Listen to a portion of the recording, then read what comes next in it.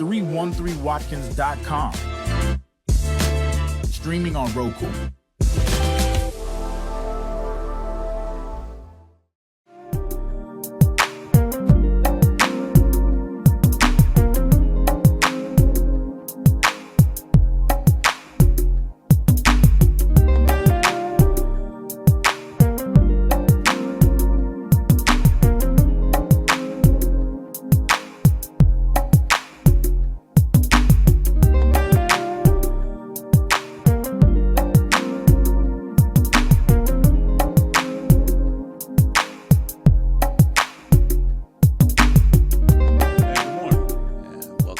Special edition of Truth to Power. I'm your host, Darwin Griffin, and we have a lot to talk about with two people that probably need very, very little introduction. I think Sharon Person thinks that Joe has been my permanent co-host and stuff. Many times as Joe come on the show with me, and we have a new person that's going to be giving his political views and insight on this upcoming election, as well as the primary election, and that is Rick Michaels. So we've got Joe Person, Rick Michaels, and we're expecting the political pundit, Brandon Brice, to be on the call with us as well. So again, we've got a power-packed show for the next 2 hours. Stay tuned, buckle your seatbelts, and we will be ready to rock and roll. So I just want to say again, have a very, very pleasant weekend. I know there's a lot of activities going on. A lot of candidates will be making a lot of political stops at a lot of different places today, tomorrow, and Sunday. I've been seeing a lot of signs out, and this is early, but a lot of signs are going out on people's lawns. A lot of people are going to rallies, and there's going to be a lot of activity. So the campaign season for the general election in November is ramping up early. But we are also joined by political pundit Brandon Brice. Brandon, you're on the line with us. I am on the line, Darwin. How are you? We are very, very pleasantly pleasured to have you on the line with us today. The Brice is right. I'll make sure I throw that little line out for you. But Brandon, since we got you, calling from what part of the eastern part Washington, of the coast? D.C. From, what do they call it, the DMV, Washington, D.C., from right? D.C. Well, you got another person here in the studio that's a DMV person. That's Joe Person. So, welcome from one DMV person to the other DMV person. But Brandon, let's get your viewpoint. You are pretty much a regular on local TV back here in the Detroit area, because I think every time I turn around and I turned on Let It Rip, I'm seeing Brandon Brice on Let It Rip. So we know you got a lot of great opinions, because they wouldn't keep asking you to come back over and over again. So that's why we're fortunate to have you here on Truth to Power today with Joe and with Rick today. But let's hear what's on Brandon Brice's mind right now with the upcoming election, sir. Well, I think that every black voter in Michigan should be elated that it looks like Michigan is getting ready to elect its first African-American governor. Let's look at the numbers. Let's look at the fact that you have a Democratic candidate that has issues in the black community, multiple lawsuits against black women. These are facts, not fiction. Let's also look at the fact that you had a African-American lieutenant governor that the Democratic Party actually forced, however you want to say it, forced them to be run for Secretary of State, which last time I checked, Darwin and your guest, that's a step backwards. That's not a step forwards. And so I thought it would have been very unique to have the first black Democratic candidate for governor run against the first black Republican candidate for governor. That didn't happen. The party showed you who they were. They showed you that they were tone deaf. And then you already had a white woman on the ticket, and then she went and got another white woman who's unknown and no one in the southeast Michigan actually knows. that tells you everything you need to know. And so I think that this is going to be history, not only in Michigan, but also in Florida. And I think what you're going to see, Darwin, is now an uprising of black Republicans running for governor, because I think these were the two that broke out the gate, and I think both will be successful in November. And so very excited to see the country moving forward. Very excited to see a guy who is not only my fraternity brother, but is also my classmate, run for the highest seat in Michigan. And I'm glad that my state, I'm more proud of my state than I have ever been, that now we're going to see what real change looks like. And so now the goal is, if he is successful, will the governor be able to work with the mayor and the county executive? So stay tuned. Well, I'll bring Rick and Joe into the conversation. Rick, your thoughts? I don't disagree with anything he was saying about Winnie Brinks for the lieutenant governor. I think from an inside baseball perspective, she's a shrewd political operator, very qualified, very competent, but she's largely unknown outside of the Lansing bubble and Grand Rapids. Well, and that's where that's the only balance I can see is geographically. She's from the Grand Rapids area, so to the extent that people know her, they're going to know her in that area. Again, people that are paying attention politically, where Jocelyn's from Detroit, so you've got that balance. But other than that, yeah, you got two white women that are very similar as far as their political outlook and the circles they run in. So I don't know if that adds a lot of votes that she wouldn't have gotten Jocelyn wouldn't have got otherwise. That said, it's not like Winnie Brinks is a bad person or politically inept, anything like that. But certainly it would have possibly been a better idea to get balance in another way other than geographically like she achieved. Okay. Joe Person. What was the movie, Apollo 11 or Apollo 13? Houston, we have a problem. Democrats have a problem. Everything I agree with what Brandon said. I agree with Rick said. But at the end of the day, you've insulted black folk. As Brandon said, you got all of the lawsuits.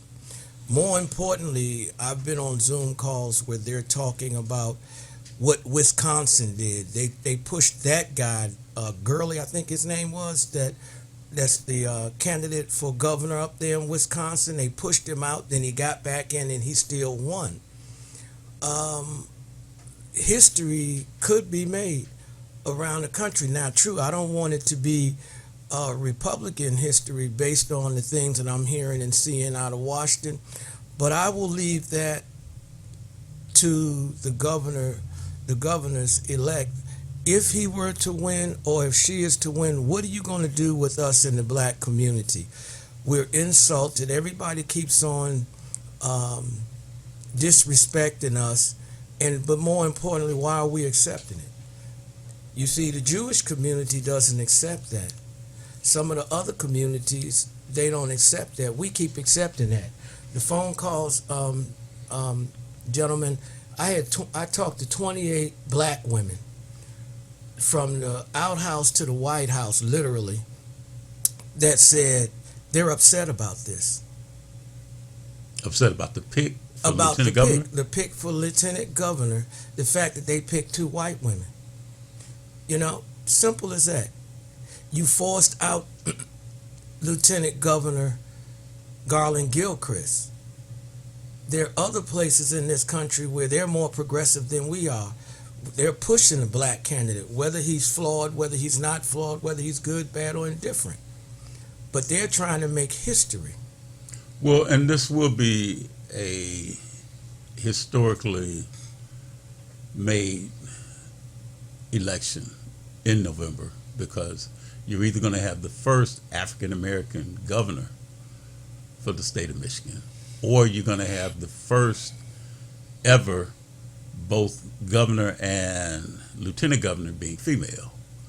So history is going to be made whichever side of the party whichever side of the fence that you're looking at. Darwin, let me actually add to that. Statistical data shows that women, ironically, are more likely to actually vote for another man before they will vote for another woman. That's actually historically and true when you look at voter data. But let me also say this. One of the questions that, I think I'm surprised more Democrats are not asking is, you had a qualified African-American lieutenant governor, yet you forced him to run for Secretary of State. To me, that should be telling for any black voter in Southeast Michigan that they don't want you. I mean, I think they made it very clear. But let me also go a step further and say, I'll tell you what's funny. I'm not going to say who, because I don't do that. Won't do that on your show. But I had 15 phone calls, Darwin, in 24 hours of people either complaining, people trying to get on the John James bandwagon or on the campaign, or people trying to figure out what went wrong. They've never called me before. And so what that tells me, and these are hardcore blue dog Democrats and union workers. So I say that to say there's something happening magical in Michigan where black voters are waking up and they're saying, in the words of Fannie Lou Hamer, I'm sick and tired of being sick and tired. And they're either jumping ship from the Democratic Party, or they're not going to the polls, or they're not going to vote for the candidate. And we all on this call know that a no vote is a vote for John James. Wow. What he's saying. You know what, folks? Let's. Y'all know me. I don't play. I do not play. Let's look at the facts. That's the question that I asked. I asked that question. That was the first question to lead out.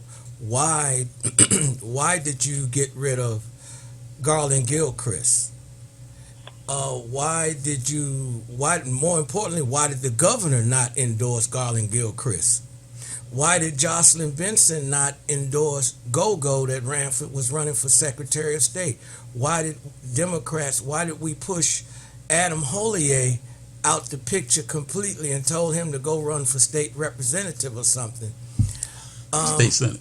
I'm sorry, state Senate. It looks bad in terms of Democrats. Now, we'll try and rah-rah and come together. The other thing, too, is that Tuesday, was it Tuesday or Wednesday, we went to the TULC. I do not like the fact that we put together black voters for Benson. We're not black voters. How about we're if anything, black Democrats for Jocelyn Benson? The same black voters, that's the same agenda that Trump has had. You're seeing whenever he's been anywhere campaigning in the United States, he had a group of people standing behind him or sitting behind him saying black voters for Trump. It doesn't look good. And we got issues. And the other thing is, my question is, if this happens, let's say, for sake of words, John James wins. Are any of the Democrats going to sit down and try to work with him? Or are we going to take our marbles and go home and not say anything? The other thing is, let's go here. I'm going to go here. It's time for black folk to start going back to our civil rights movement. Whether you were a Democrat, Republican, or independent, you had a black agenda. It's time for us black folk to get a black agenda, so it doesn't matter who gets in office. Case in point, the Jewish community, they don't care who gets in office. They have a Jewish agenda. It's time for us to get a black agenda. And it should not be where if I'm talking to Bryce on the phone or we have a conversation, an in-depth conversation, oh my God, you talking to him because he's a Republican. I remind everybody I was a Republican all my life until 10 years ago when Mrs. Person said you're going to be a Democrat. And I became a Democrat, and I told her, okay, I'm going to be running this because a lot of us don't do any work. And that's what I'm seeing that's happening now. A lot of Democrats are not doing work. we are not focused, and this is what happens when you're not focused and not doing work. Well, I want to ask you, Rick, did you want to chime in on that, or let me get my next question? Well, the only thing that I'd like to add is that the energy for the Democrats this cycle thus far is much higher than the Republicans. I mean, we had 500,000 more Democrats vote in this primary. Percentage participation in Oakland County set a new record, 36%. That's over the old record from 34% in 2018. Why do you think it went up, Rick? Well, certainly the energy's there, the anti-Trump sentiment, the virulence of the Senate campaign between Abdul and Haley Stevens. So the question is, and it's an unanswered question at this point, will that energy carry on from the divisive energy in the primary? Will that be a united energy in the general? And the Winnie Brinks appointment or selection, rather, I don't think that necessarily helps bring the unity together that we'd like. But, it remains to be seen if the Haley Stevens camp and the Abdul camp are going to come together and move forward is what to victory in November. That remains to be seen. Brandon, I was just going to say one thing, but go ahead and comment. I get a question I want to ask you. No, I was going to say, if we're going to play chess here as black voters, right? Let's say John wins, okay? John is coming into a majority. Do you know what that means? You'll be able to get a lot of stuff done in Lansing. Bingo. So to me, let's put the Democratic Party to the side for a minute. Let's put them on the shelf where they should be anyway. This is an opportunity for black voters in Michigan to actually get stuff done because he's got a majority.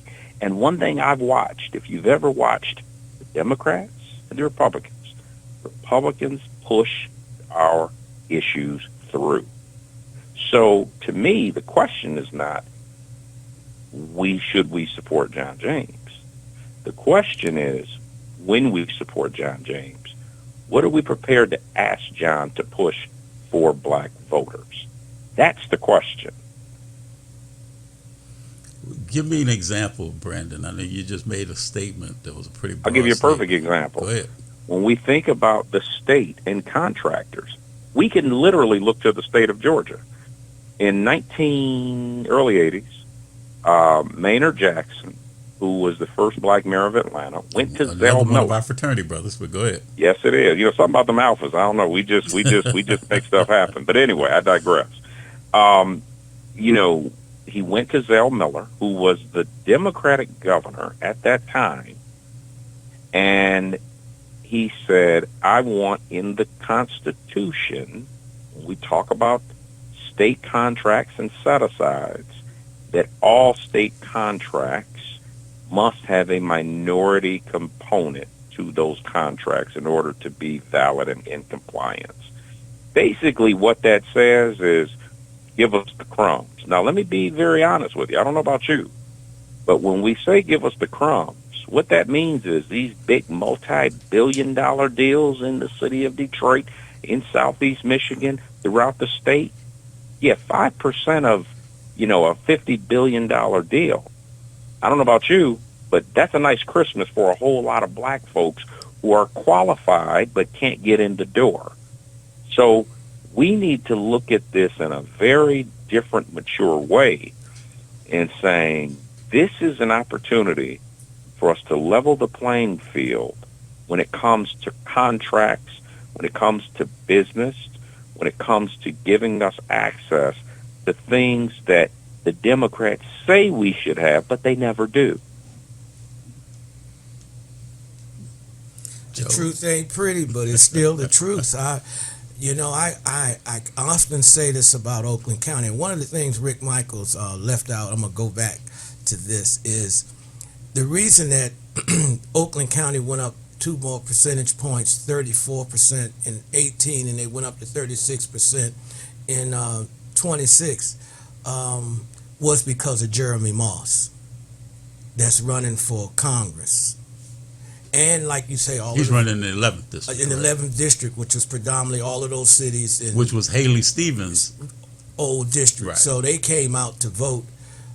They came out to vote for him. And like I said, he's a prolific campaigner. It is what it is.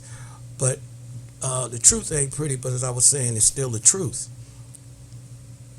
As Brandon's saying, we have an opportunity to ask some real questions and get some of the money that we haven't got, because as I say, in Oakland County, I can't tell a Democrat sometimes from a Republican.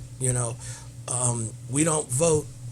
We're not voting straight party line. We voting based on issue.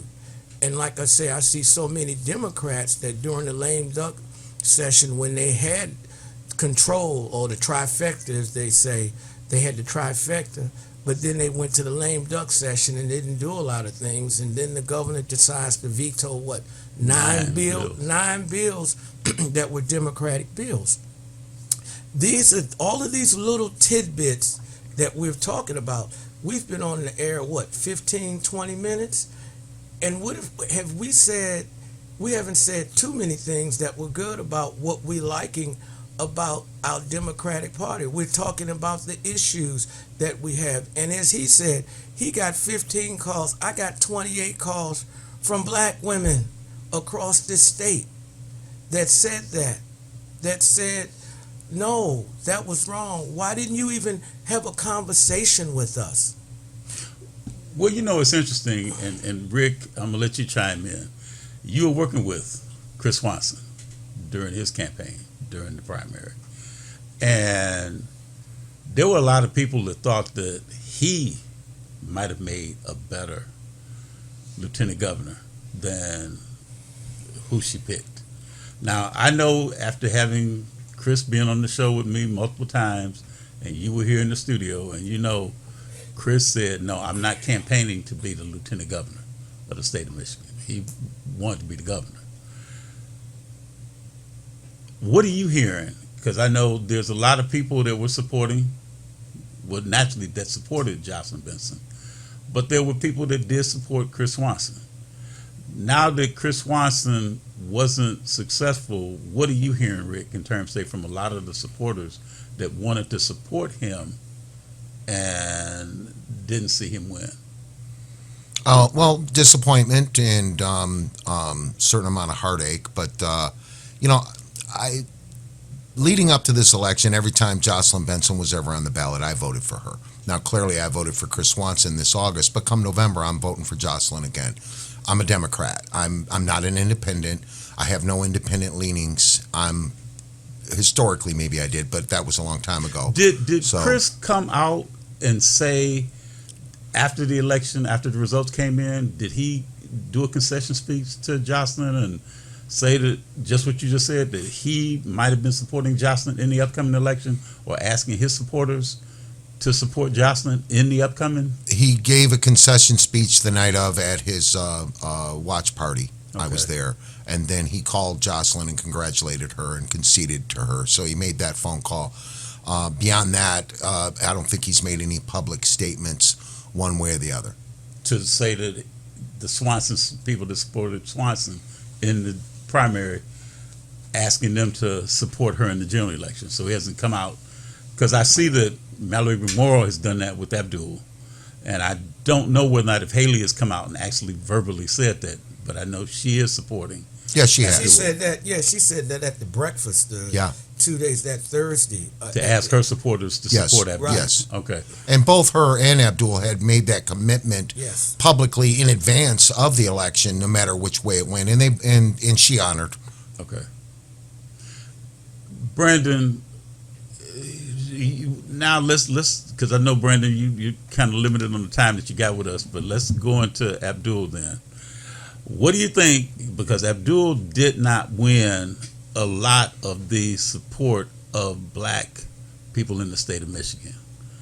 and just want to get your, before we take a break, wanted to find out what did you think, or what do you think if you had to tell Abdul what he should do, and then also what should Mike Rogers do?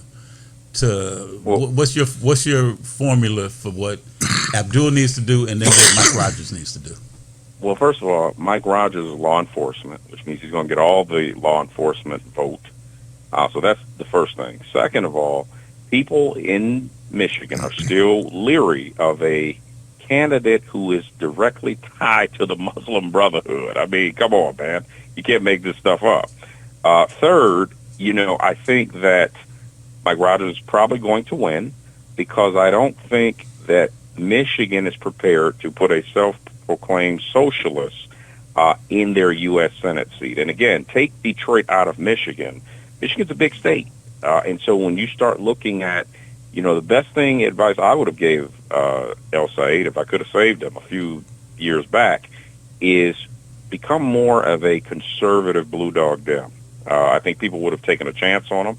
I mean, even if you look at Barack Obama, he had a, Islamic name, Barack Hussein Obama. Barack was never really a socialist candidate. He was always a very blue-collar, common-sense, pro-business Democrat.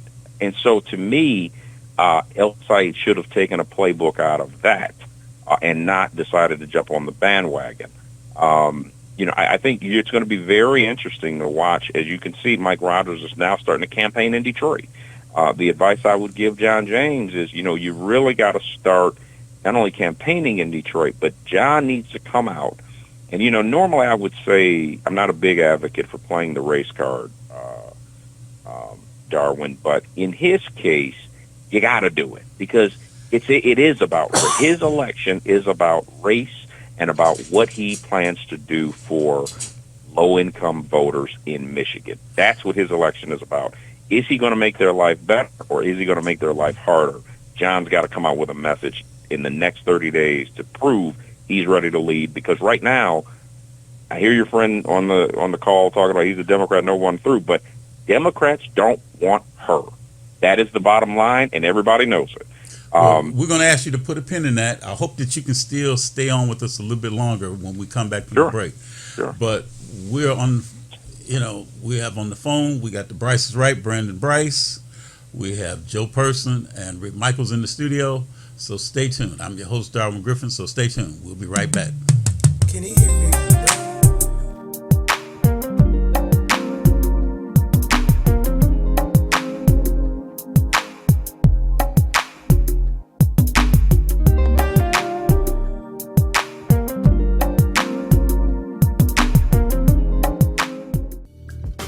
From the desk of R.J. Watkins, this is a WHPR editorial. I'm Ariana Watkins, and for decades, my father, R.J. Watkins, has served our community with quality radio and TV service through WHPR and Roku. Today, I'm proud to stand beside him, continuing the legacy built on trust, innovation, and your support. We're here because of you, and we'll keep bringing you the best now and for generations to come. Thank you for supporting us and growing with us. This has been a WHPR editorial. Florine Jackson thought she had it all until she was faced with the challenges of raising an autistic child. Inspired by autism is her brutally honest journey filled with heartbreak and triumph. Get your copy and find the support you deserve today by visiting www.claudinejackson.tv. Justice for Mario Willis. Truth. Facts. Evidence. Mattered. Log into justiceformariowillis.com. Read for yourself.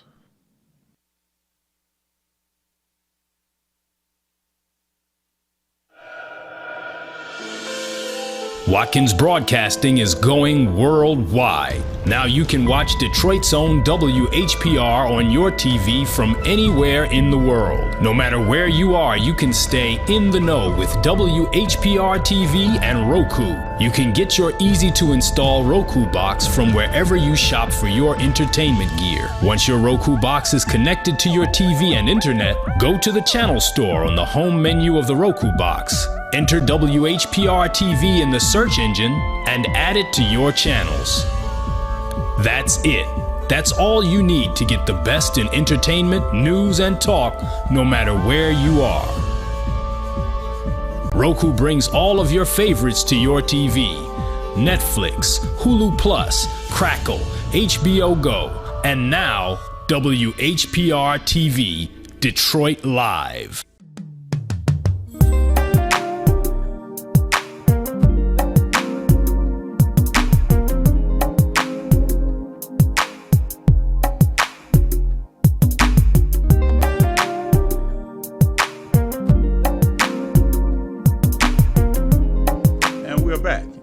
Watching a very special edition of Truth to Power. I'm your host, Darwin Griffin, and we are joined in the studio with Rick Michaels, Joe Person, and on the phone with us, we're joined by the Bryce's Right, Brandon Bryce. But I'll divert this over to Rick. Rick, so your comments about the Senate race between Abdul, El Said, and Mike Rogers.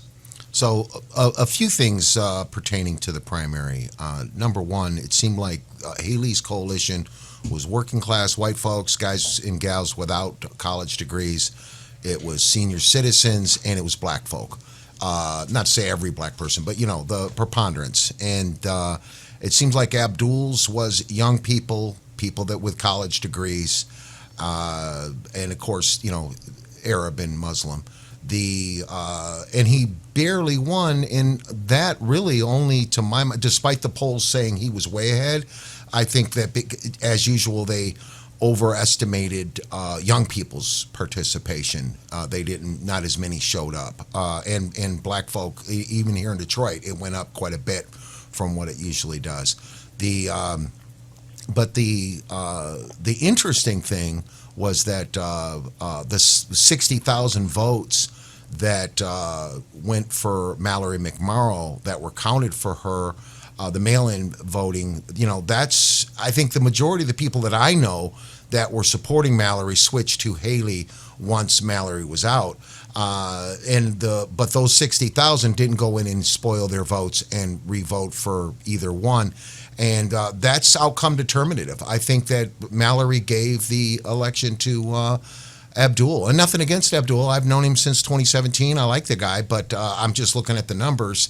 And I think that, and that's an argument for ranked choice voting, even though some of the clerks say that it's too much extra work for them. Well, doing all that extra work, spoiling all those ballots is also a lot of extra work, probably more so than doing running a ranked choice vote election. If that would have happened, their second choice, the majority of that 60,000, their second choice would have been Haley, and Haley'd be our nominee right now. Explain before I ask the next question. Kind of go and explain to the listening and viewing audience, what is ranked choice voting? Well, there's different ways of doing it. In Alaska, they've got it where there's just one big primary, and that's how Haley Stevens lost to a Democrat, because the two Republicans were beating each other up. Here in Michigan, they're not proposing that, and there's some municipalities that have that. This is more, when you vote, you don't just vote your first choice, you vote your second and your third choice. So that kind of precludes people from wanting to beat each other up. They want to. It drives candidates more towards the center if they actually want to win, because even if they're not your first choice, they want to be your second or your third. And in the case of Abdul and Haley and Mallory, in that case, because Mallory was no longer in contention, any of her votes would have automatically gone to the number two, because when you go in to vote, you vote for your first pick. Your first candidate you want the most, then your second choice, then your third choice. So all of Mallory's 60,000 votes would have gone to her second, and I believe that the majority of those, a big majority of those, would have been for Haley. what he's saying is right, but I don't like ranked choice voting because Ranked choice voting. I don't like ranked choice voting because in terms of in the South, and I can't think of it right now. Brandon, you think of it, but we had that in the South, the same type of ranked choice voting, and the black person was always the last on that choice that they would pick. So it was always going to be somebody white that was going to win, and black folk weren't allowed the opportunity to move up because the white candidates would get together and say, okay, you vote for me. If I lose, my people will vote for you. If I lose, you vote for me. So they're 1 and 2. The black person is third, so they really will never have a chance, to win. So that what Rick is saying is true here in Michigan. If you had that, we didn't have that. I'm dealing with right now. We're gonna have problems in this election. The fact that the Jewish community had some. Listen, I was at the Oakland County convention last Saturday. Talked to several Jewish people.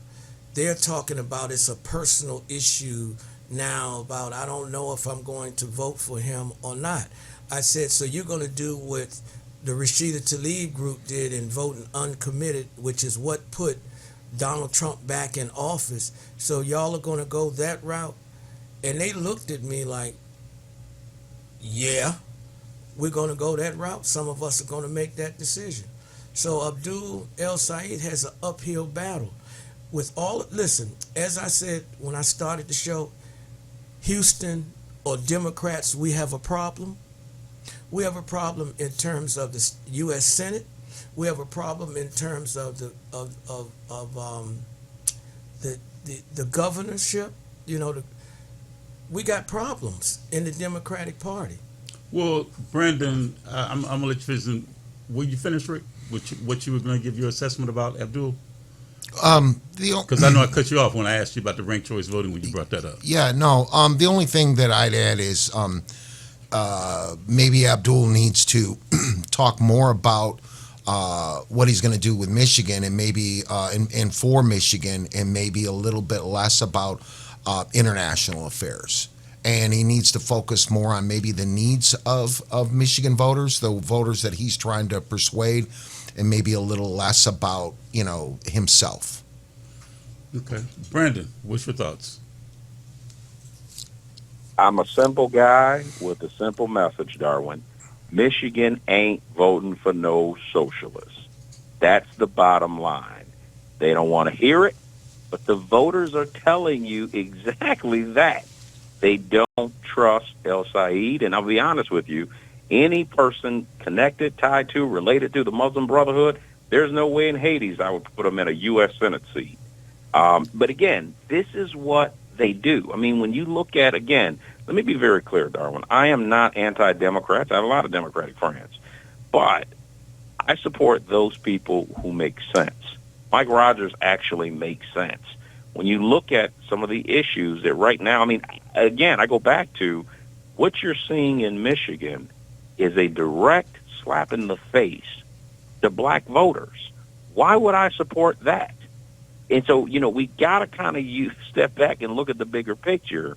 And again, I go back to, you can't overlook the Garland-Gilchrist issue where you had a qualified, two-term African-American lieutenant governor, and the party said no. And then they put Jocelyn Benson on the top of the ticket, and neither Jocelyn nor Gretchen endorsed the guy that has been with them for 8 years. What does that tell you? Gentlemen. It doesn't matter that Bryce is speaking not from a Republican perspective, and I'm not speaking from a Democratic perspective. We're speaking as two black men. I've been here. I'm the oldest person in this room. I've been here. I've done that. I'm born and raised in Washington, D.C. Brandon, I'm from Anacostia. I'm from Barry Farms, Washington, in Anacostia.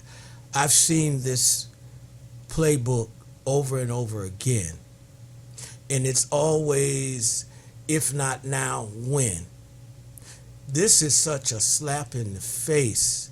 It's unreal. I was talking to Mrs. Person just before I left. She said, play nice in the sandbox. She said, but do you know, damn it, I am still upset about what has been done to us. And why do we continue to put people in that do not vote our interests? They vote their interests in, and we both agree on this, that that the Democrats that don't look, white Democrats tend to put black people in positions that don't push our black agenda. They push their agenda. That person that's black is safe for them to tell them what they want to hear and push their agenda. They never pick a black person that looks out for us or push a black agenda. That's real. Well, you know, it's so interesting, Rick, Brandon, Joe, that there's a lot of people that are saying, I saw a post on Facebook yesterday, and I think it continues to today, that when black folks vote Democratic, it's fine. When black votes or black people vote Republican, they're sellouts. And there were people that agreed with that, you know, that think that, because black voters, when you see the average black person out here, you're automatically assuming they're Democrat. You're not looking at a black person and thinking they're going to be, you know, voting Republican. But now that's different when it comes to the white population. You don't know.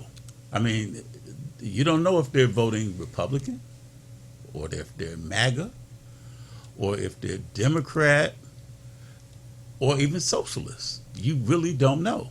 And there's something you said earlier, Brandon, about they're not going to put a socialist in. I have to kind of, you know, bring to your attention that was the one thing that Donovan McKinney is a democratic socialist, and he won. Well, let me be very clear, Darwin. Districts are not statewide. I got you. I agree with you on that. I mean, if that's the case, Ken Cockrell was a socialist. I mean, right. Districts are not statewide. And let me also say this, and kudos to Donovan McKinney, another one of my mentors. Literally saw him grow up, and so I'm happy for him. Don't like the fact he's a socialist, but I'm happy that he got in because we need black representation. Let me go a step back. You know, your caller made a very interesting assessment. I am not speaking as a member of the Republican Party, card-carrying member, state party secretary of Delaware. I'm not speaking as that. I'm speaking as a black man that grew up in West Warren and Daniels, okay? And the reality is I know bamboozlement when I see it. And unfortunately, this is a bamboozlement of black voters. And let me go a step further. You should have had former Chair Caucus Keith Williams on the call, because I'm going to use Keith as an example. Nice guy, always supported me, and so I have nothing but love for him. But Keith Williams was one of the first, if not the first, people in the United States to publicly back Joe Biden and Kamala Harris. And you know what I'm talking about. Mm-hmm. And the party, I would have thought, white folks have gotten much, much more for doing much less. No ambassadorship, no appointment, nothing but a pat on the back. These are the games that the Democratic Party plays. And this was a time when he took, you know, his political capital was on the line for supporting two people that he thought would have been, you know, the next president and vice president. And he was right. So I say that to say the question for your voters and for all black voters in Michigan is, why not consider another alternative? Why not consider the Republican Party when clearly, and I won't bash the party, but I'll say those in power in your party, they don't want you. And they've made it very clear they don't want you. That's an interesting statement you make, because so basically I thought you were really going to really hone in more, but I understand what you're saying now. Is loyalty rewarded? No. That's my question to everybody. No. You know, because I hear what you just said, Brandon, and I know what happened during that because Keith, I'm the second vice chair of the Michigan Democratic Party Black Caucus, which Keith is the chair. And that was the one thing that Keith did. Kamala Harris wanted Keith to come out to Des Moines, Iowa, when she was running for president against Biden, against Warren and Bernie Sanders and everybody else who was running. And I flew out to Des Moines, met with Kamala, and that was our initial pick, was Kamala Harris, because she was a black woman that was running. But then, with all of the stress and all of the targets that were put on her back, because she outdid Biden and everybody else in some of the little, I guess like the little elections or the debates and, candidate forums they did. But the one at the Fox Theater, she had to target because she really kind of ran circles around the other candidates that were there. She did. But the thing was that she was really the target that everybody was starting to go after because of a lot of issues. I'm not going to go back into history on that part. But the thing was that when she decided that she wanted to step down and she wanted to resign her campaign, we talked to Joe Biden and asked Joe Biden, we, the Michigan Democratic Party Black Caucus, asked him, would he then take her as a vice presidential candidate? And he said yes. And we supported him in that election.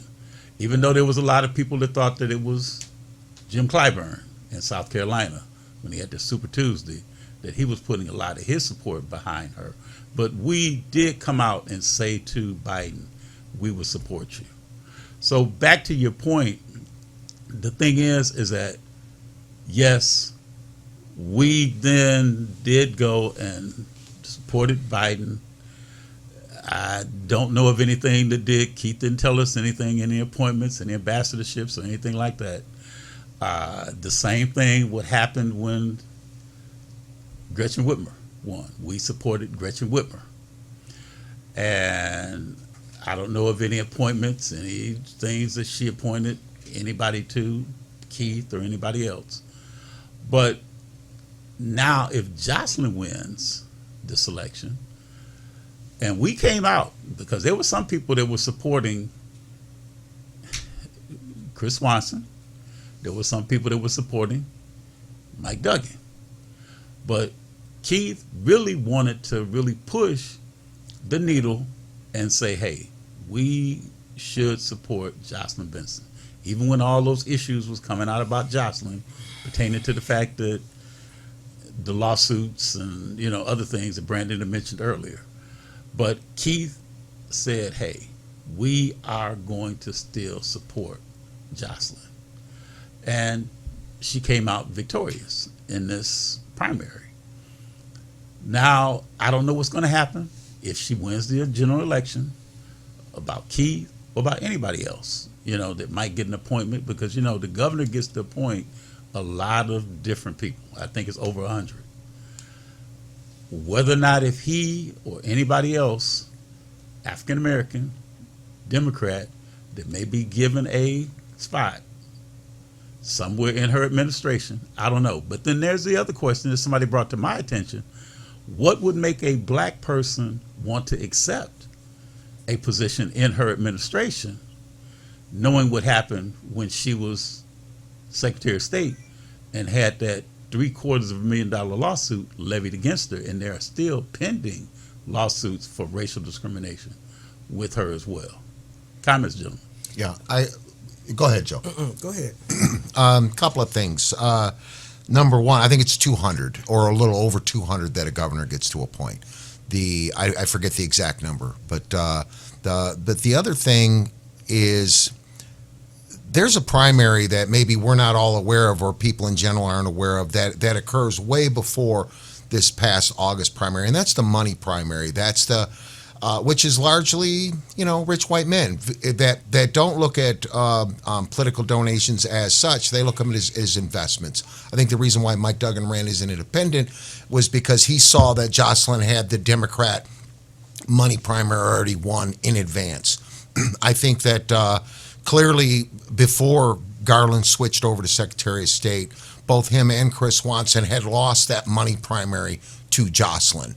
And he had an option that was presented to him that he accepted to go to Secretary of State. I'm on the outside looking in. I've had no conversations with him or his about that subject.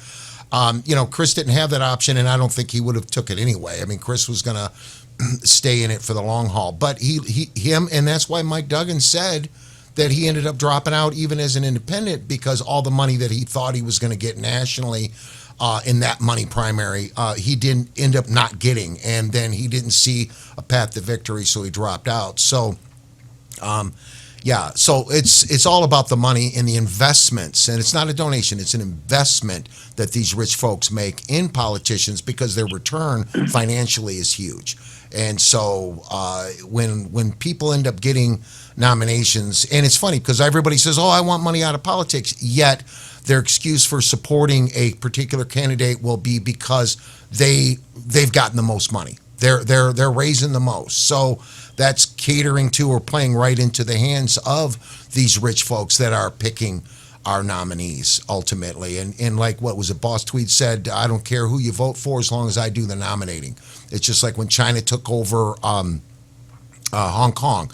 Yeah, go ahead, free elections. But the Chinese Communist government, picks the nominees. Well, in this country, you got a small circle of very rich folks that do the same thing. Yeah. Unless the people get out and do the work. There have been some folks, for example, Barack Hussein Obama was not promised the Democratic Party. He went out and worked and won it, outright won it. My mother didn't speak to me for 2 weeks. How dare you get behind, she said Barack Saddam Hussein, get behind him as opposed to the establishment and everything, the status quo, the Clintons. And he cleaned her clock in Iowa because they caucused. She didn't prepare for that. And by the time she woke up and started doing some things, Obama had gotten the delegate votes he needed to get him across the finish line for the presidency. Folks, at the end of the day, what Brandon said and what Rick Michaels and myself are saying, and Darwin, we have some problems. We need to go and sit down and address these problems. You're asking me to go forward knowing the things that I know in terms of how Garland Gilchrist was treated. You're asking me to go and accept that, and it's okay. When is it not going to be okay? It's okay, and we accept.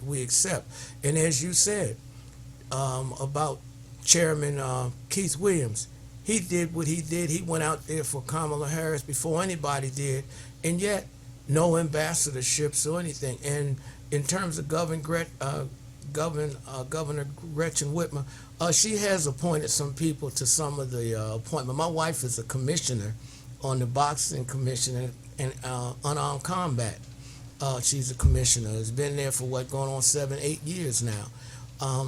But at the end of the day, the people who really helped her get there, what did she do, or what are they going to do? So that's why, as Brandon is talking about, this becomes the new age. You have an opportunity to look at some other opportunities.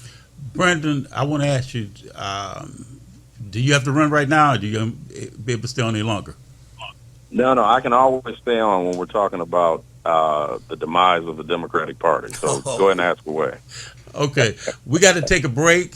So when we come back, we will be back with the Bryce is Right, Brandon Bryce, and we will be back shortly. So I'm still looking at how I'm going to kind of go and continue to produce this show.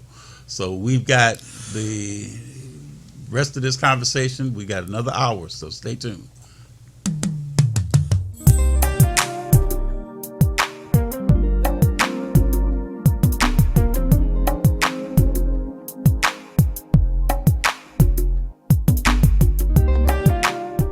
TV 33 is moving to WHPS TV channel 15.2. Make sure to rescan the channels on your TV.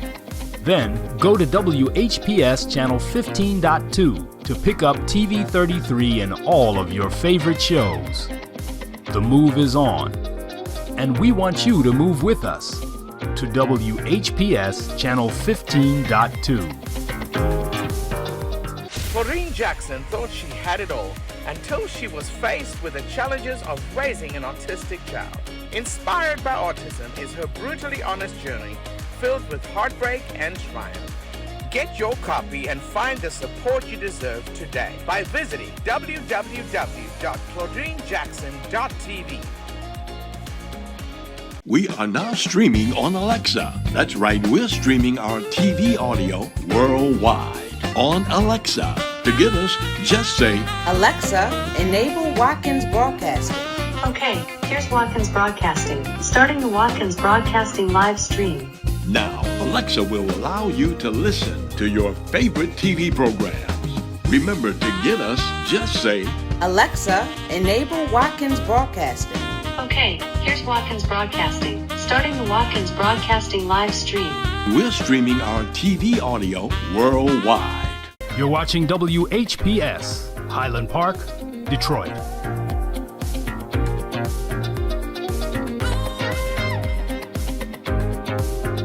WGPR Detroit, HD3. 313watkins.com. Streaming on Roku.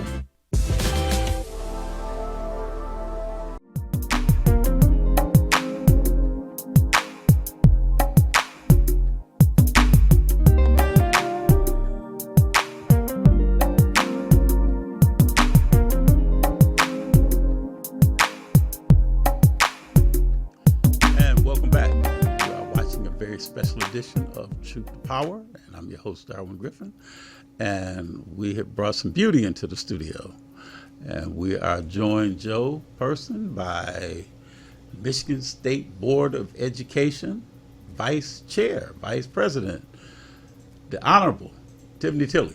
Tiffany, welcome to a special edition of Truth to Power today.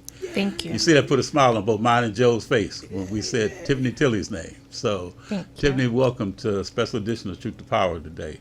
But I just want to kind of get your, to kind of chime in. We've been talking basically about the Democratic Party and the state of the Democratic Party and the state of the Republican Party.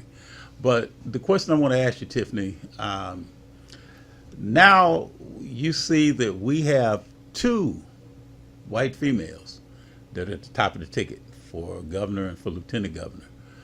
I know there are probably a lot of women that are happy to see women at the top of the ticket like this, even though they saw the trifecta where we had, the lieutenant governor, the secretary of state, and the governor were all white females. How do you feel, Tiffany, just speaking on the perspective that now we may make history with having two females in the state of Michigan, the history of the state of Michigan, both being females in the gubernatorial seat as well as the LG seat? What's your thoughts? First of all, I want to say thank you, Darwin, for having me today.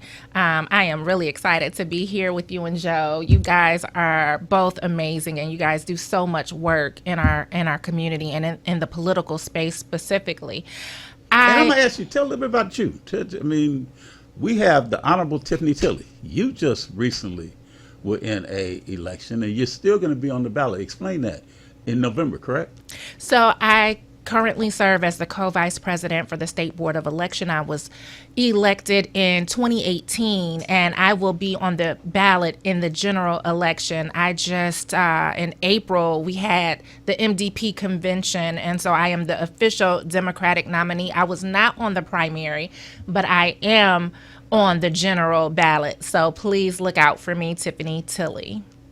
And Judy Pritchett. And Judy Pritchett, okay. Absolutely. We got to give Judy some love as well. Judy and I are running mates. Judy and I ran together in 2018, and we're running again now. And Judy is absolutely amazing. She is a longtime educator, retired educator, former superintendent, and a pleasure to be with on the trail and to sit next to at the table. So yes, please vote for both myself and for Judy Pritchett. And I know the last time I saw Judy Pritchett was at your event, Joe, with the Democratic, I think the Oakland Politics, County, yeah, right? politics in the park. In the park, right. So Tiffany, what else can you say about you real quick? I know you pretty much gave the whole, bio about you when it comes down to this election and this upcoming general election. But let's talk about the ladies that could be at the top of the ticket to make history in Michigan. So I feel like a window of opportunity was missed. Mm-hmm. This was an opportunity to have an African American woman at the table on that level and also make history. This would have been the first African American woman to be lieutenant governor. I think that it is an imperative time, both with the gubernatorial candidate that we have and both, it's 2026. We missed an opportunity to support an African American on the Democratic ticket for governor. And so it would have been the perfect moment to say, let's put an African American woman up if we're going to choose two women. Joe? Eloquently stated. Simple as that. Eloquently stated. We missed an opportunity. You threw Lieutenant Governor Garland Gilchrist under the bus. You threw Gogo for the Secretary of State under the bus. You threw Adam Hollier, who was running for Secretary of State, threw him under the bus. And you could have righted all those wrongs by making that decision and put an African American woman on the ticket. So you're still, this means 4 times that you've thrown black people under the bus. And here's the setup.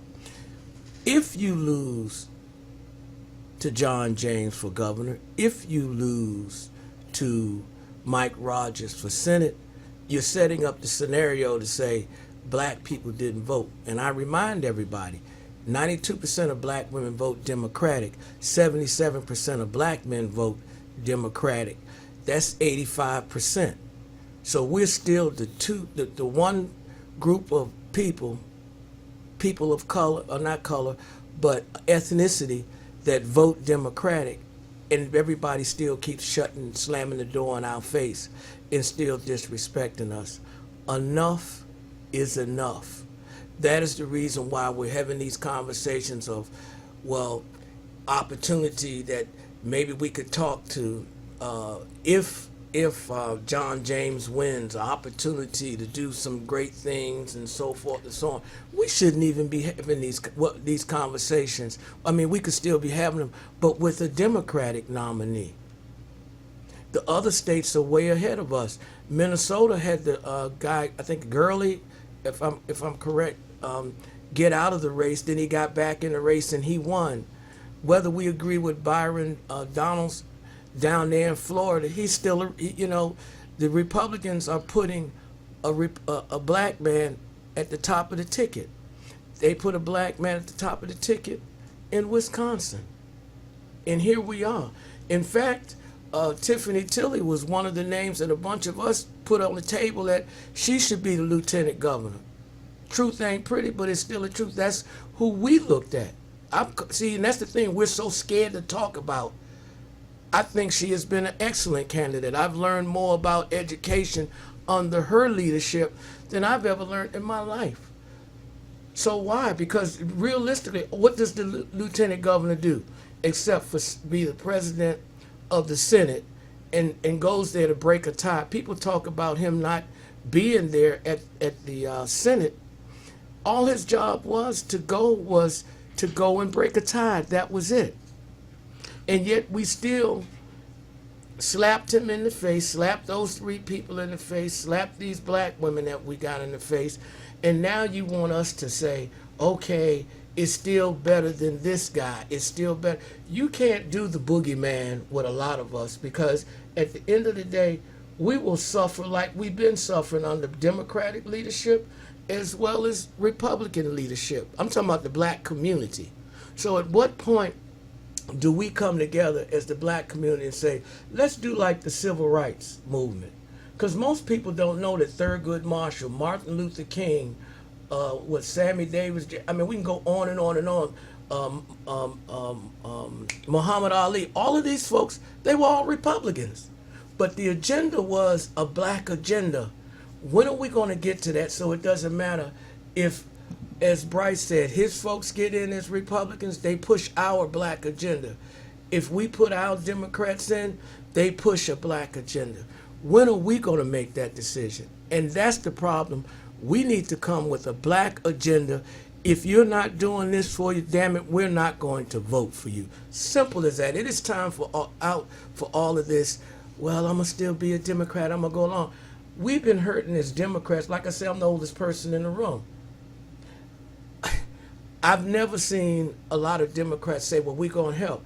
This young lady here who backed a lot of Democrats, she should have been a state representative, a state senator, long before she ever became or even a congresswoman. Or congresswoman. But what did they say? Well, it's not right for you. Let's push somebody else.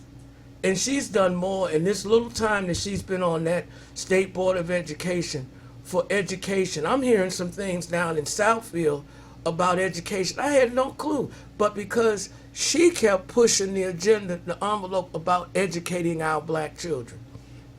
Well, you know, it's so interesting because, you know, when you mention that about Tiffany Tilley, that here people are complaining because they're saying that State Senator Winnie Brinks doesn't have the publicity to know what people around the state know her.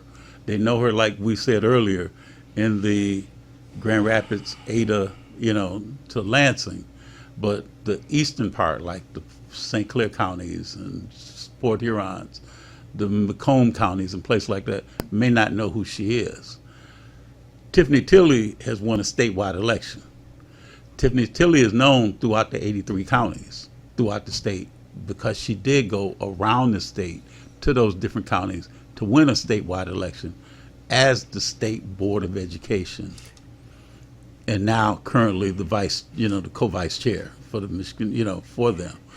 But I think the thing is that in the case with Winnie Brinks, I've not heard anything negative about her. I've heard a lot of positives from people that are her colleagues, people that used to be her colleague. They're not still in office right now, but they had nothing but good things to say about her. I don't know. I've never met her before. I've heard a lot about her, and I don't have any doubts in my mind that she wouldn't make a great lieutenant governor. But the question that a lot of people are having, does she move the ticket? Does she move the needle one way, preferably positive as opposed to negative? But do you think that she moves the needle?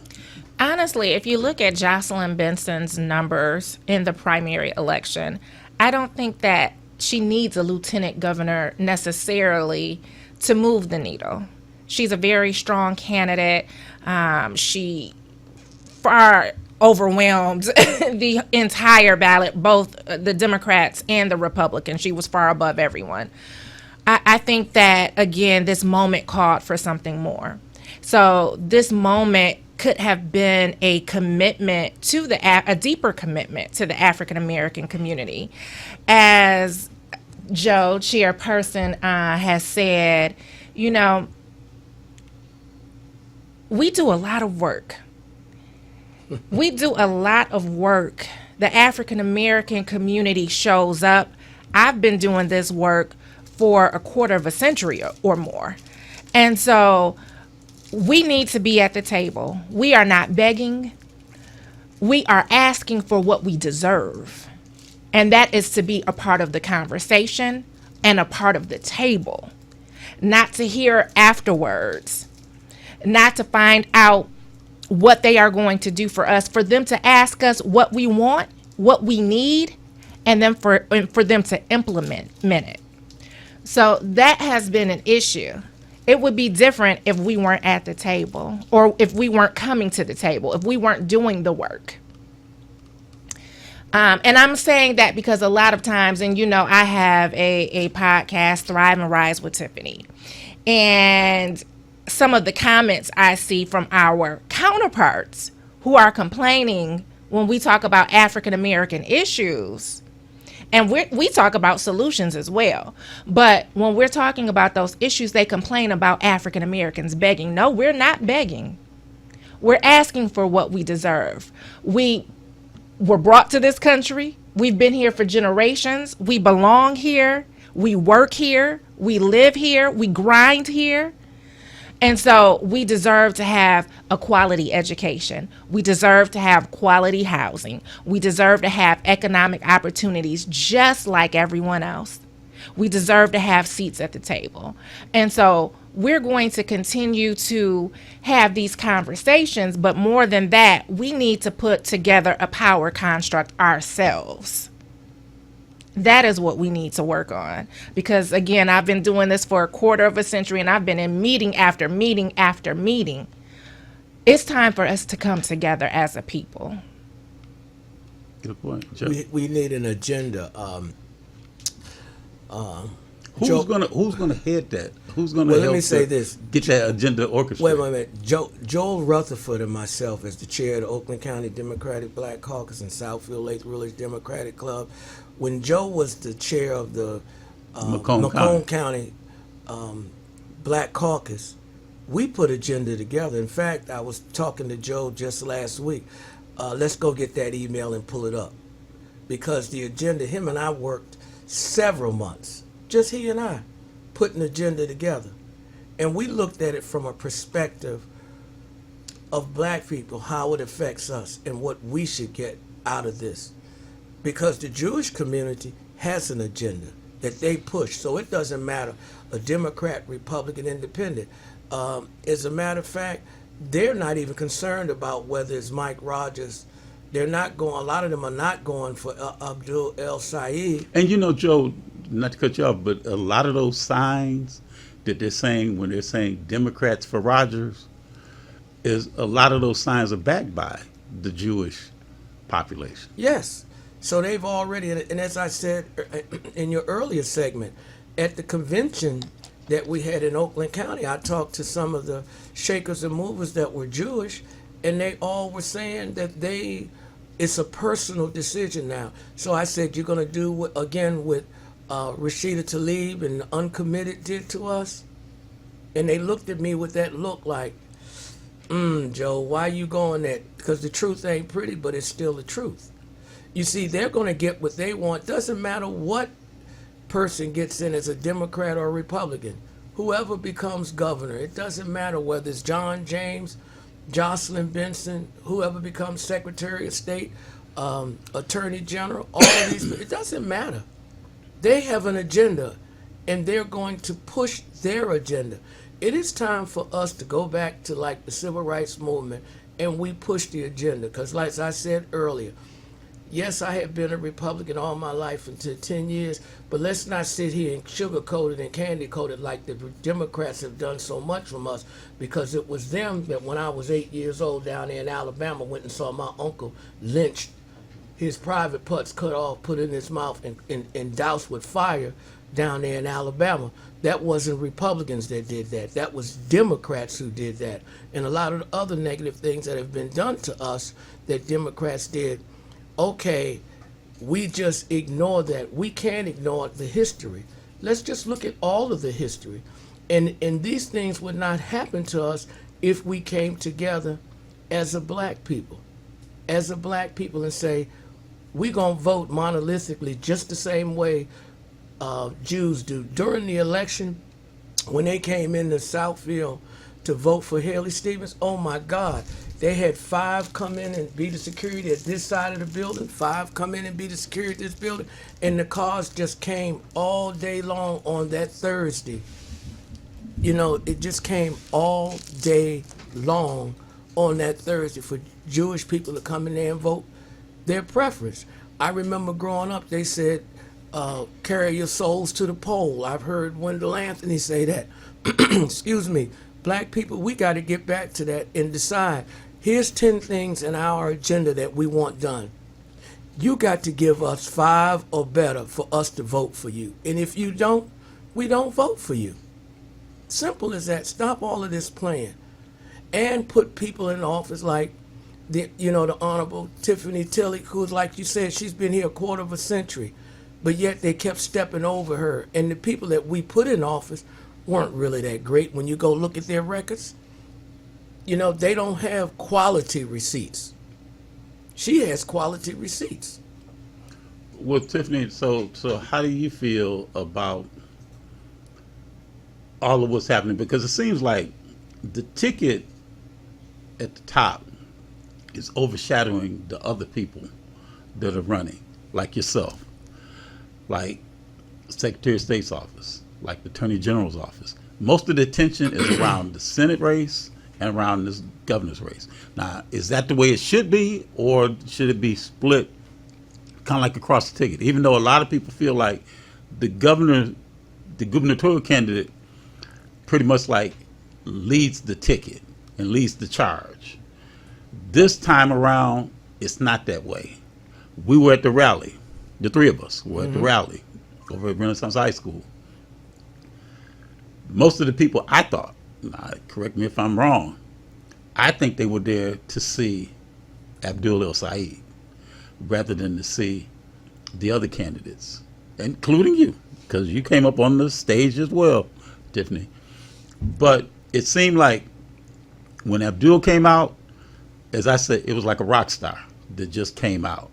And there were the other people that kind of led into it, but he was like the headliner that everybody wanted to come and see. They wanted to rally around. They wanted to shout his name.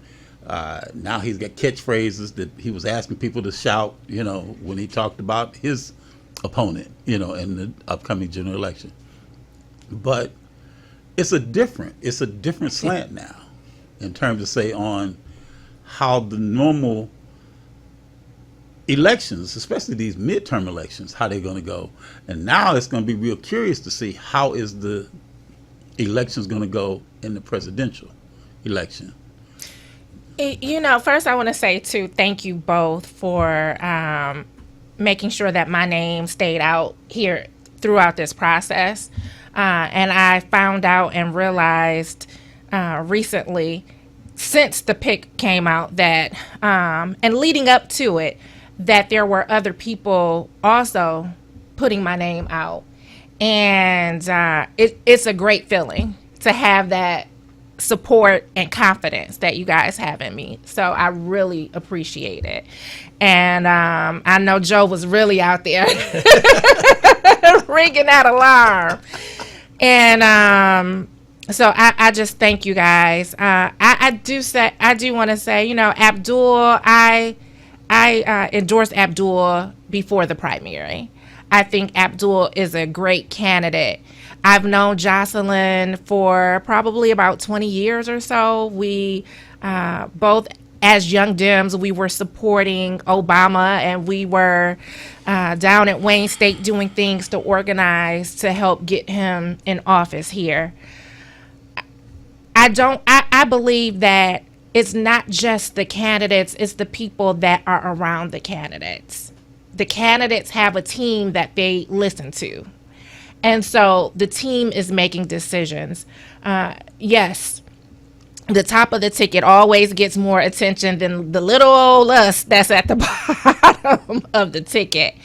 I am encouraged this year, this political season, because I reached out to the Michigan Democratic Party at that right before the rally, and I said, are we going to be announced? Are we going to be acknowledged, or are we just sitting in our seats like everyone else? Because how will people know to vote for us? Right. How will people know who we are? And at that point, I'm feeling like, where should my time go? Should my time go into going to Michigan Democratic Party events where voters are, but no one knows I'm in the room or anyone else at the bottom of the ticket? Or should I spend my time going, like I do always, talking to voters directly. If I'm going there and I'm not being acknowledged, it's a waste of time. And so I'm happy to say that the Michigan Democratic Party was absolutely amenable, and they understood this leadership team that we have in place right now understood that, and that is why we were called up on the stage. That was not a part of the plan. Right. That happened, I found out after I got there that we were coming up on the stage. So they pivoted very quickly, and they let me know this was because of you, because of your email, and smiled. So I am happy. There's always more work that we need to do. And there absolutely needs to be a push to make sure that African Americans are represented across the board. I'm so happy. You know, I ran for Congress. I was concerned about the influence that John James was having in our state and nationally. So I ran for Congress, and I was also concerned that we do not have African American representation.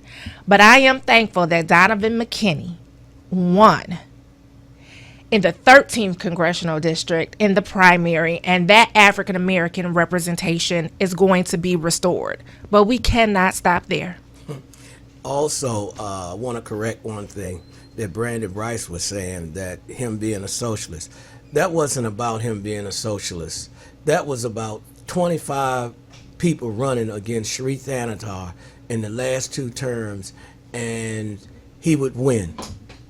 This is the first time that we had one person against him, and that person won. So it didn't matter. He could have been from Hoboken, New Jersey. They still would have voted for Donovan McKinney because they wanted black representation. In fact, Michigan would have been the only state that didn't have, at the they were saying this time, if he hadn't won, we wouldn't have had black representation in Congress. And I would be remiss to say, if I didn't say, when I ran last time in 2018, that would not have happened if it was not for 2 people. The MDP chair at the time, Brandon Dillon, and the 14th Congressional District chair at the time, Rick Blocker. A lot of people came out and supported me, but that initial meeting, that is who was at the table. So they listen sometimes, they get it right sometimes, but we got to keep pushing. We got to keep pushing. We still have more work that we still have to do, and we just can't sit on our laurels right now because we did get some candidates in, because now we still have to get other candidates in. Absolutely. All right, stay tuned. We'll be right back. You're watching a special edition of Truth to Power. I'm your host, Darwin Griffin, so stay tuned. We've got one more half an hour to spend with you this morning.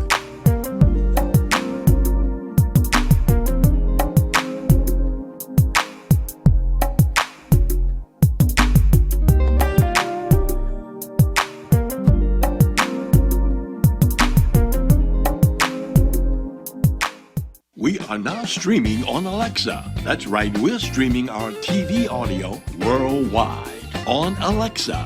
To get us, just say, Alexa, enable Watkins Broadcasting.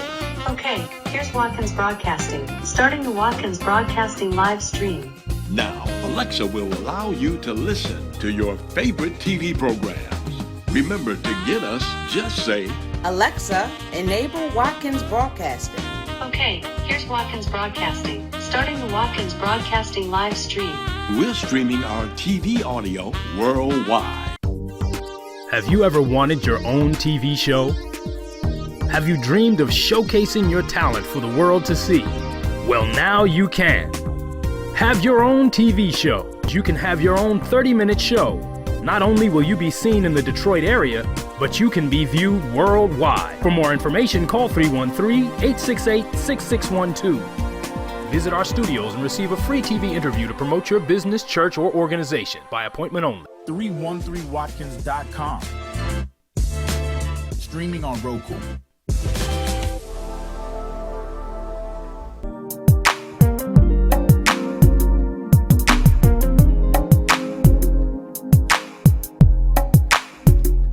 are back, and you are watching a very special edition of Truth to Power. I'm your host, Darwin Griffin, and we are rejoined by Rick Michaels, by Joe Person, and the Honorable Tiffany Tilley. But before we took a break, we were talking about the candidacy of Dr. Abdul El-Sayed, who's running on the Democratic Party against the Republican Party candidate, and that happens to be Mike Rogers. But we were really talking about what were some of the things that both candidates are going to have to do, especially to garner the black voters, especially here in the state of Michigan, primarily in especially the African American or the black communities throughout the state. But Tiffany, I posed that question to Rick and Joe and to Brandon Bryce when he was on the call with us. But what are your thoughts? So primarily, Tiffany, what I want to ask you is that what do you think are the recipes for success that both Abdul El-Sayed and both Mike Rogers need to do in order to try and garner support here in the state of Michigan? You know, as a candidate and an advocate and activist and all of that, and long before I ever became a candidate, one of the things that I like to do is I like to go in the neighborhoods and I like to talk to people. We keep getting in rooms where we're talking to the same people over and over again, right, instead of going out where the people are, because they're not coming to us. Going out to where the people are and talking to them, finding out what they care about, not just telling them what our agenda is. Listening to what their woes are, what their concerns are, and shaping that and making that a part of our agenda, shaping policy around things that need to be fixed because we know, because we had those firsthand conversations. A lot of people don't understand why their vote matters. They don't think their vote matters. They don't think that elections affect them. I have to tell them, how do you like the cost of your rent? How do you like the cost of gas? How do you like the cost of, whatever is going on in the economy at the time? The cost of food. And then they realize that, it all works together. Mm-hmm. So we need to really educate voters. We say that, and then we always wait to GOTV to try to educate someone. Yeah, we need to be more proactive as opposed to always reacting to things. Rick? Yeah, I'm just to go along with what she was saying. It's the old saying, I'm not interested in politics, but politics is interested in you. And you as a renter or as a wage earner might not care about politics, but your landlord does and your boss does. So maybe you should too.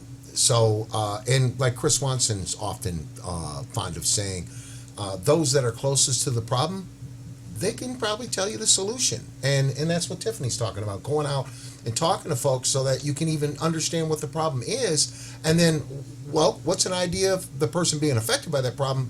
What's your idea of how to fix it? And oftentimes they'll give you the best solution.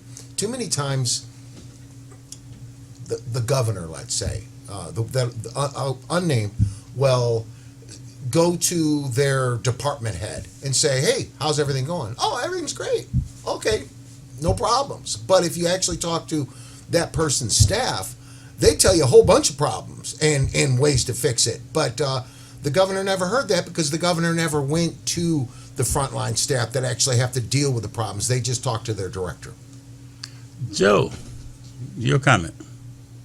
I think that as to key in on in terms of what Rick Michaels and Tiffany said, you got to go to the bottom, the people that are grinding, the grunts, as we used to say in the military, that's right there on the front line. Ask them what their problems are, because a person that makes well over $100,000 does not have the same concerns as a person that makes $25,000 a year. Gas to a person that makes $100,000, they can afford to pay $200 a week for gas. But a person that makes $500, if that much a week, cannot afford to pay $75 a week for gas. That's real. These concerns that we have are real, and that may shape this election, so you might get some surprises. But I want us to definitely vote, be emphatic and vote Democratic. But we Democrats need to hold the candidates that we put in office. We got to hold them accountable, and black people got to come to the table and say, this is what we want, period. We're not begging, because we built this country. Well, Joe, I'd be remiss if I didn't give you a chance to give that quote that you gave last week from Damon Keith. So I'm going to give you an opportunity to say that again, sir. You talking about the one, ladies and gentlemen, Damon Keith, who was a judge down there at Murphy Hall. I went to see him in court one time, and he stated a poem. I don't remember anything in that poem he said. See, I thought you did your homework, Joe. I thought you had got the whole poem. And the thing about it, not only did I do it, but Sharon just sent me a text saying, you left this poem there at the house, But he said, the least of us are nothing until all of us are something. And people keep treating Democrats, black Democrats in the Democratic Party and everybody else, Republican Party, they keep treating us as if we're nothing and not realizing that if we're not nothing, they're not anything either. So like I say, the least of us are nothing until all of us are something. And Tiffany, I know that was something that Jocelyn Benson said at the rally. Kind of tell me how that goes again. The power of the people should outweigh the people in power, something to that effect. Do you remember that? What she said? I don't remember the exact line, no. But that was the adage that she kind of used, in terms of say the power of the people should outweigh the people in power. Absolutely. And that makes so much sense, because as you were just saying, Joe, we can't get anything accomplished unless we all are on the same page. Even though we don't have to sit at the same table, but we still should be in lockstep with each other. That's the issue, because I want to ask everybody before we get ready to sign off, before this half hour's up. So how do you think the future of the Democratic Party looks? Optimistic? You think we got issues? You think that it may splinter into a third party? What do you think? And I'll go with you first, Rick. Well, I just want to add my famous quote. I know you got. I know you're right. I know you got one to add to the party. Yeah, victory has 1,000 fathers and defeat an orphan. So every time somebody wins, I always supported him or her, and every time somebody loses, Chris who, So, and I guess I'd be remiss. Tiffany, do you have something that you like saying, a catchphrase that you like, or a quote that you like, maybe during the time that you've been running, for office, that you may have used a lot? I can't think of it right now. Now, as soon as this show's over, five are going to come to the She'll be in her vehicle and she'll be riding down the street. What I do use, and you'll see it in my emails, is people over politics. Okay. People over politics. Okay. Yeah. Go ahead, Rick. What were you about to say? Well, right now, the Democratic Party's obviously, there's a lot of push-pull between the Democratic Socialists and the more moderate wing of the party. So I'm hoping that they're going to find a way of coexisting. I don't want to see a splinter. And if there's going to be a third party, I don't want it to be at the expense of the Democrats. I don't want the Democratic Party to split into two. If maybe the Republicans should consider having, because the Republicans were close with that Tea Party when they kind of was about to splinter off with, who was it? What's the name? She was Palin, I think. Sarah Palin. Yeah. Sarah Palin, right? She was in it. Joe, what's your thoughts? First of all, if we could have a third party, I think it would be on the table by now. This is 2026. The reason why you haven't had a third party is because both Democrats and Republicans are okay, where you get some power and we get some power. I remind both of you all that, Governor Kavanaugh was the governor, or so forth and so on, and then Milliken got in for 8 years. and then Blanchard got in for 8 years, and then Jennifer Granholm got in for 8 years, and then Snyder got in for 8 years, and then Gretchen Whitmer got in for 8 years. It's like Republican, Democrat, Republican, Democrat, Republican, Democrat. I want to see how we're going to break the cycle and get another Democrat in for 12 years as opposed to bringing in a Republican. But I'm also mindful that this may be a good beginning for black people to look at who supports us and who doesn't support us. And when we come to the table and say, these are the things that we want, first of all, we need to stop asking for them. Demand that you either do this for us or we don't vote for you. And if we start acting, we've been acting like waiters waiting for somebody to come and save us. It's not going to happen. We're going to have to save ourselves with economic development, with the voting process, and we have an agenda of accountability no matter who represents us, black, white, or whoever. If you represent me, these are the things that I stand for, we stand for, and if you can't do these things, you can't have our vote. Okay. Tiffany? Things change. Seasons change. Society has changed, and the Democratic Party has to adapt.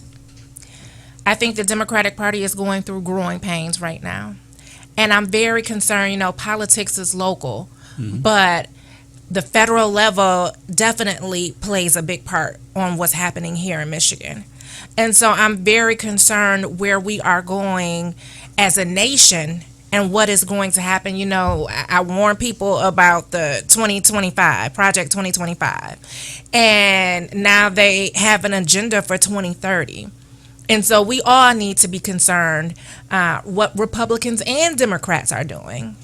But I know one thing, I do not want to live in a state where we have Trump as president, we have Mike Rogers as our U.S. Senator, and we have John James as our governor.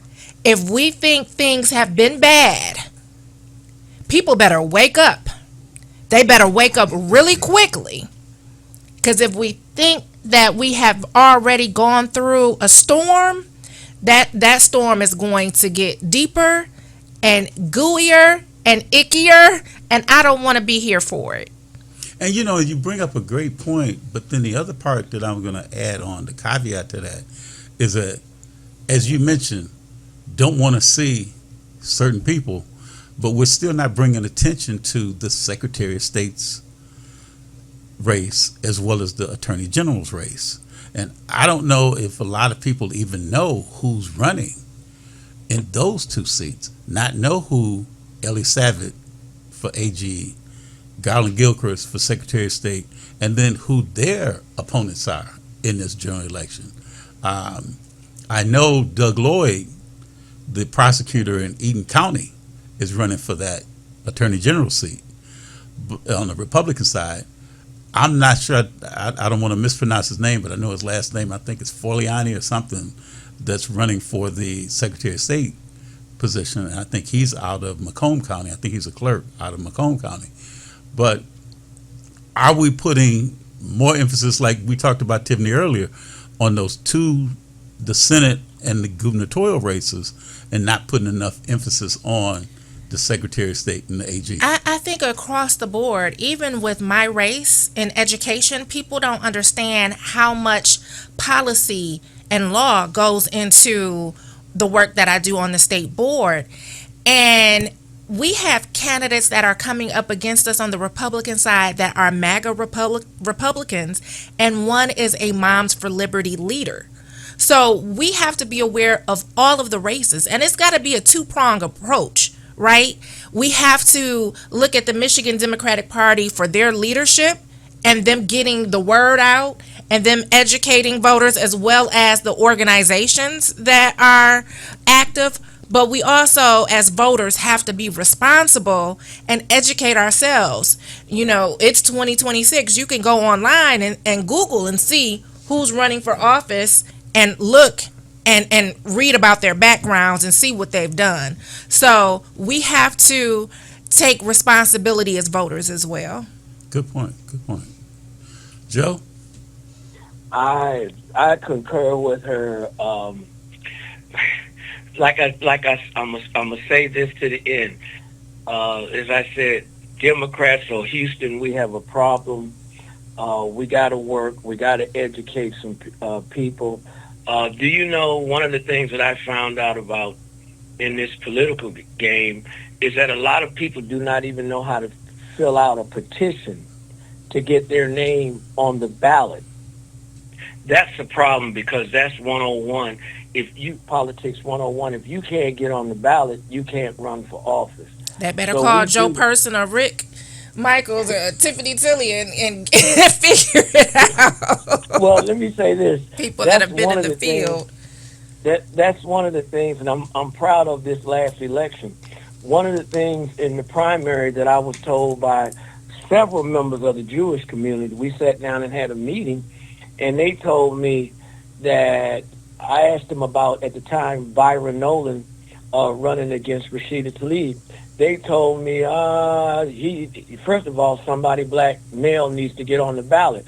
They went all the way back to William Cobbs in 2018. They talked about Adam Hollier. They talked about Martell Bivens, the Republican that didn't get on the ballot. They talked about several Democrats up and down the state that were black males that didn't meet the requirement to get on the ballot. I said, well, that's not going to happen with Byron Nolan. I went out and got him 803 signatures myself, so he got on the ballot. Now, what you do afterwards. So I realized that is a problem for us, the basics of getting on the ballot, because you have to get on the ballot first before you can actually run a race. And that's real. So education is the key.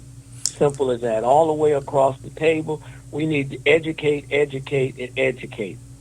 And you're so right, because a lot of people don't understand a lot of the particulars when it comes to civics. They're not understanding, and one of the things that we talked about last week, Joe, with the state reps and the city council person that we had on the show, was that people do not understand this upcoming election in November. You can split your vote. You don't have to vote straight Democrat or straight Republican. And that's the thing that people are really hoping, especially on both sides of the, that people are going to, if somebody is supporting one candidate on the one side of the ticket, they could then flip their vote and then vote for the Republican or the Democrat on the opposite side. That's the thing that people are looking at, because in the primary, you had to go straight ticket. But in this general election, you can vote, if you want to vote for either or, as far as the governor's race, then you don't have to vote for the same all the way down. You can vote Republican, Democrat, and then come back to do it the same way. Comment, Tiffany. I thought the law changed because I know in 2018 there was no straight party voting. They had gotten rid of straight party voting. So when people voted for us, it was a big thing. I got over 150,000 votes in Detroit, and there was no straight party voting. So I thought it was straight party voting now. So Yeah, that's the way, because I was there. I was a poll challenger in the primary, and I was there with the clerk of Kimberly Whitsett in Ecorse, was there at the polling precinct where I was at. And that was the thing. Some people had spoiled their ballot because they thought they could flip it and vote Democrat, Republican, and back like that. So they spoiled their ballot, where they had to vote straight party. But now in the upcoming general election, they can do that. That's why you see a lot of people with those signs out now saying Democrat for Rogers. And you may even see Democrat for John James. So that's what they're looking at, right now.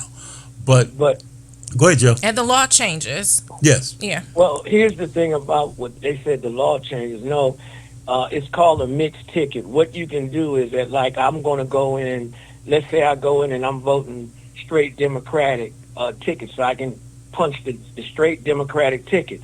But then I decide to vote for John James for governor or something. Well, I can check John James's name. So when the sheet is put into the machine, it will accept all of the Democrats that I picked, except for the governor. It will take John James's name. That's what most people don't understand about that. That's the reason why. Like I said, folks, I was a Republican all my life, so I know the playbook. I know what they're doing, and that's the other thing. You got people here at the table that know their playbook. You won't pick up the phone and say, how do they do this? Republicans, John James and them already are on the ground telling people, this is what they're selling out there. They got guys coming from Mississippi and Alabama already are telling people, you can vote Democrat for all these other people. We're just asking you to vote for John James for governor, and we're asking you to vote for Mike Rogers.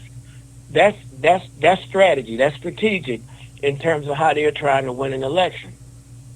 And, so, like I said, And I was just going to say, Joe, and, to kind of piggyback on what you just said, right now, a lot of us in this room, we know that come 2028, everything is going to change. Where it's like here, the first state that people were going to have the primary at was going to be in, New Hampshire. Whereas then it went to Iowa, and I think it kind of flipped back and forth. Michigan now has moved up in the ranks.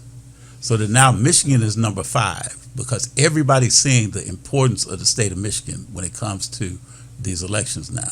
So they're not waiting until maybe to be number 25 or something like that on the list when they have those those primaries in those respective states.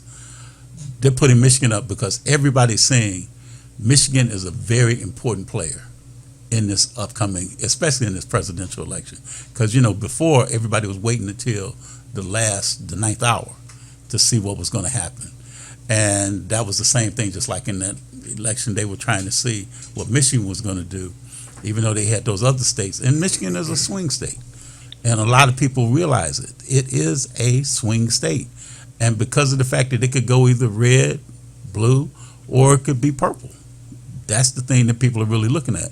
But we got a few minutes left. I want to get comments from each of you to make some closing comments. So whichever one wants to start first, I'll let you go, first. Rick? So to your point about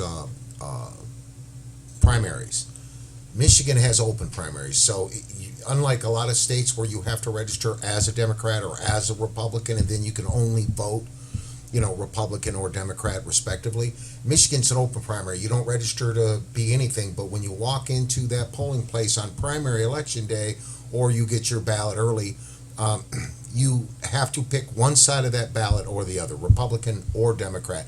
Otherwise, like you said, you spoil the ballot. Now, in the general election, to your point, now you can go straight ticket, or you can pick one, or you can do both, like Joe said.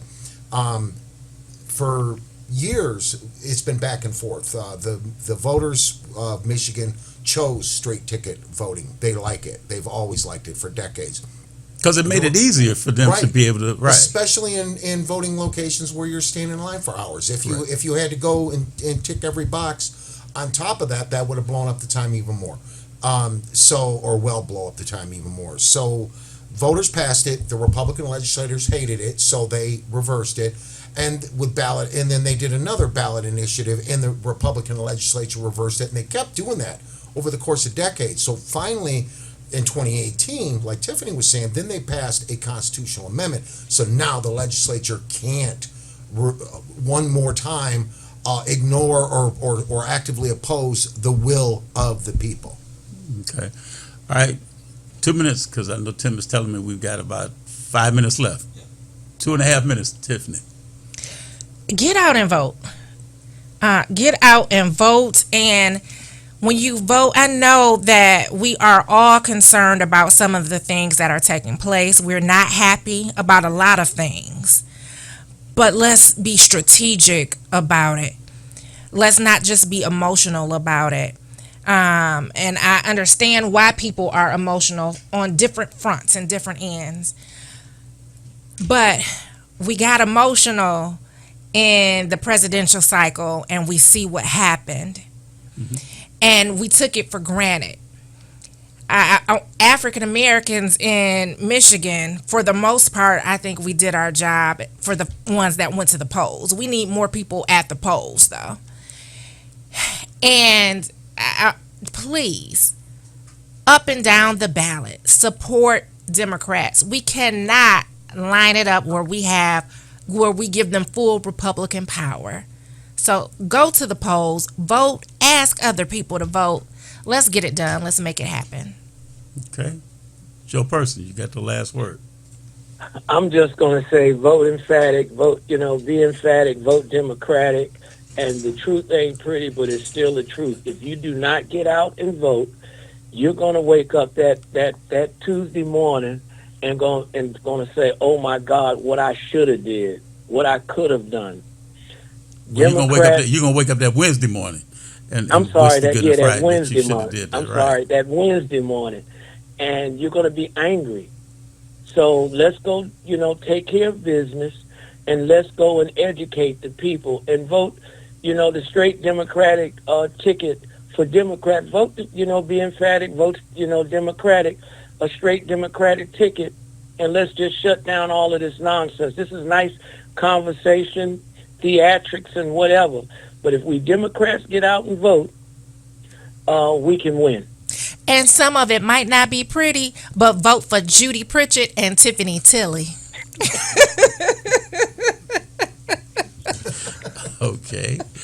Well, let me put it like this. I agree with all of the sentiments that everybody said. I do want to thank Brandon Bryce, the Bryce is Right, for being on the call with us earlier. I want to thank Rick Michaels. I want to thank Joe Person. And I want to thank the Honorable Tiffany Tilley for being on the show with us today.